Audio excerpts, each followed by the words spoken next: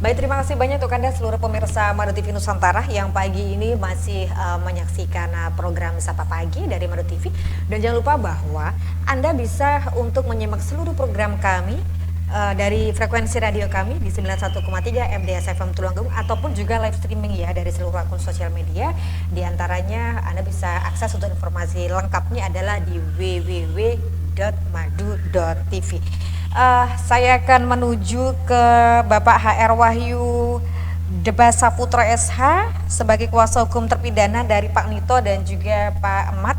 Dalam ini adalah terpidana kasus pembunuhan yang sedang mencari keadilan melalui peninjauan kembali atau PK karena merasa tidak melakukan apa yang tahun 2019 lalu diputuskan ya oleh hakim 15 tahun penjara dalam kasus pembunuhan, dalam ini adalah penembakan.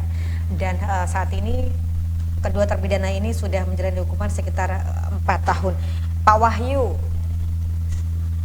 Ya, bagaimana Pak? Pak Wahyu, sepertinya mengenai tema dari awal segmen tadi semuanya sudah kita bahas Pak, terutama adalah mengenai kenapa ini bisa terjadi dan kenapa kok baru 4 tahun, istilahnya adalah pihak keluarga mencoba untuk memperjuangkan kembali keadilan bagi keluarganya sampai akhirnya adalah ketemu dengan tim kuasa hukum Pak Wahyu dan teman-teman yang memang berpusat di Jakarta ya Pak ya ini. Betul, betul. Iya, sampai akhirnya bahwa memang peninjauan kembali atau PK ini sudah dimasukkan ke Pengadilan Negeri Sumeneb dan sudah ada apa namanya persidangan sudah berlangsung dan nanti tinggal menunggu bagaimana keputusan dari MA atau Mahkamah Agung seperti yang tadi sudah disampaikan Pak Wahyu. Estimasinya adalah waktunya sekian bulan, ya kan, harapannya adalah sesuai dengan yang diinginkan. Goalnya adalah bebas, kemudian melakukan rehabilitasi dan nantinya pasti ada proses berikutnya untuk mencari siapa sebetulnya aktor yang sesungguhnya dalam kasus ini. Kan begitu ya Pak? Betul, betul. Iya. Baik, Pak Wahyu. Artinya adalah dari kasus ini kita sebagai masyarakat juga istilahnya benang merahnya adalah jangan takut untuk memperjuangkan sesuatu hal yang memang tidak dilakukan. Betul. Jadi begini, saran dari kami ini untuk seluruh masyarakat dimanapun berada, kalau memang kita benar, kita tidak perlu takut sama hukum, karena negara kita negara hukum. Nah, itu yang pertama. Yang kedua, jikapun kita harus berhadapan dengan hukum, ya kan, silahkan akses banyak di setiap daerah itu bantuan-bantuan hukum yang mana, karena begini, orang kalau sudah lihat pengacara itu mundur duluan, waduh biayanya mahal. Padahal ada di setiap kota, di setiap kecamatan bahkan lembaga-lembaga bantuan hukum yang biayanya murah, bahkan banyak yang gratis. Dan sekarang lagi banyak media-media sosial seperti media online, disitulah kita mempergunakan, jangan hanya buat main game, buat apa, di situ kita bisa cari riwayat-riwayat, artikel-artikel tentang hukum agar kita paham. Bahkan ada buku yang namanya Jangan Takut Polisi. Nah, di situ ada bagaimana sih kalau kita memang benar, kalau kita memang tidak salah, atau seandainya pun kita berhadapan dengan hukum, di situ ada cara-caranya. Kita lebih baik banyak belajar daripada media sosial atau apapun itu kita gunakan tidak semestinya. Jadi mulai sekarang kalau bisa sadar hukum, melek hukum, kita banyak belajar. Bukan kita maksudnya mau melawan hukum, tidak. Kita setiap warga negara di Indonesia mempunyai kedudukan yang sama di mata hukum. Jadi tidak ada yang uangnya banyak lalu bebas, uangnya nggak ada lalu dihukum, tidak. Semua sama sebenarnya. Itu hanya masalah mungkin masalah keadaan aja.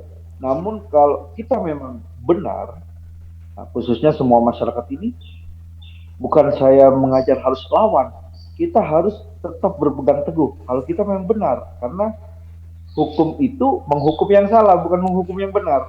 Mungkin begitu untuk masyarakat semuanya. Jadi kita harus sadar hukum.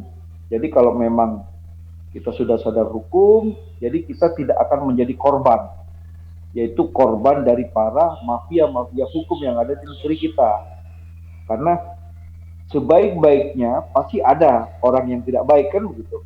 Ya, Jadi untuk mengantisipasi orang yang tidak baik, kita harus sadar hukum, melek hukum.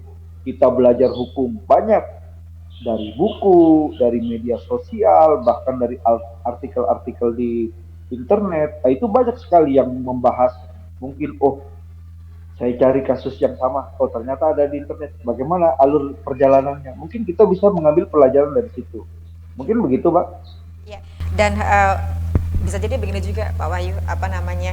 Terkadang masyarakat itu kan memang untuk konsultasi saja itu kan juga istilahnya adalah takut Pak. Padahal di lembaga bantuan hukum atau LBH di masing-masing daerah kan yang namanya kuasa hukum atau lawyer atau apapun namanya kan memang membuka diri untuk masyarakat yang ingin berkonsultasi dengan mereka.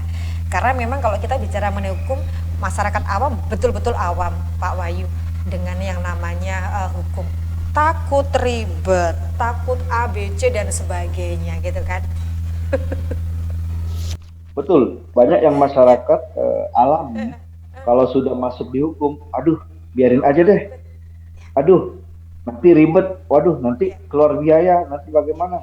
Nah, itu sebenarnya stigma itu harus dihilangkan dari masyarakat. ya, Kalau memang kita merasa benar, ya kita harus lakukan prosesnya. Nah, kita terbuka kok, para LBH pos bantuan hukum, apapun itu namanya, yayasan-yayasan yang nirlaba, ya, mereka itu membuka diri untuk konsultasi, ya kan? Untuk mendapatkan pemahaman-pemahaman hukum agar tidak salah. ya, Seandainya kalau kita tanpa ada penerangan hukum, kita main jalan sendiri, ya takutnya jalan salah. Yang harusnya kita uh, lewat jalan sini, ya, ternyata dengan ketidaktahuan kita, ketidakpahaman kita dengan hukum, ya, jadi salah jalan. Yang berakibat nanti ada dampak hukumnya di belakang ini sangat sangat kuat. ya. Apalagi kalau dalam pidana, ya ibaratnya kalau kita di pesantren aja setahun pengen pulang, apalagi ini bukan pesantren, kan gitu. Iya, betul. Baik. Artinya adalah memang kalau kalau ada kasus-kasus hukum seperti ini memang perlu support kepada keluarga, kemudian juga kalau ingin konsultasi, konsultasilah pada pihak yang benar atau yang memang benar-benar berkompeten. Begitu ya, Pak Wahyu ya? Betul, betul. Ya, Mungkin ada baik. salah satu saran lagi, kalau memang kita ingin berkonsultasi hukum, tolong sebelumnya verifikasi dulu apakah benar ini dia seorang pengacara, ataukah, maaf-maaf saja, kadang banyak orang yang ngaku-ngaku pengacara sekarang. Oh, saya yang ngurus, aman, beres. Ternyata yang Ternyata kita datangi bukan pengacara. Makanya verifikasi dulu. Nggak apa-apa, itu boleh kok. Kita tanyakan, Pak, Bapak organisasinya apa? Bapak kartunya bisa dilihat? Boleh-boleh itu.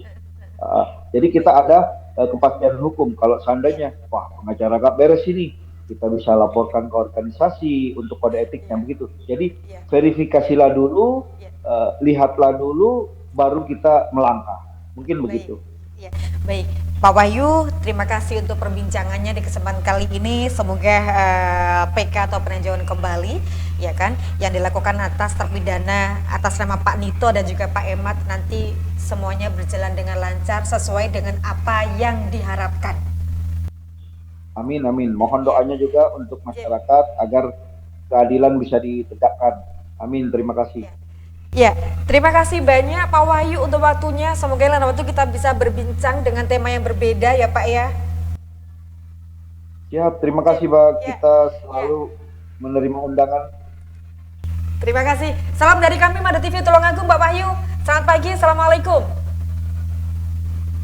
Ya, baik pemirsa Mada TV Nusantara, demikian tadi kita sudah berbincang dengan beliau Bapak HR Wahyu Deba Saputra SH sebagai kuasa hukum terpidana pada terpidana kasus pembunuhan mencari keadilan melalui peninjauan kembali atau PK yang ada di wilayah Sumeneb, Madura, Jawa Timur. Terima kasih banyak untuk kebersamaan Anda. Saya Insi dan juga seluruh tim yang bertugas mengucapkan wassalamualaikum warahmatullahi wabarakatuh. Pak Wahyu, terima kasih.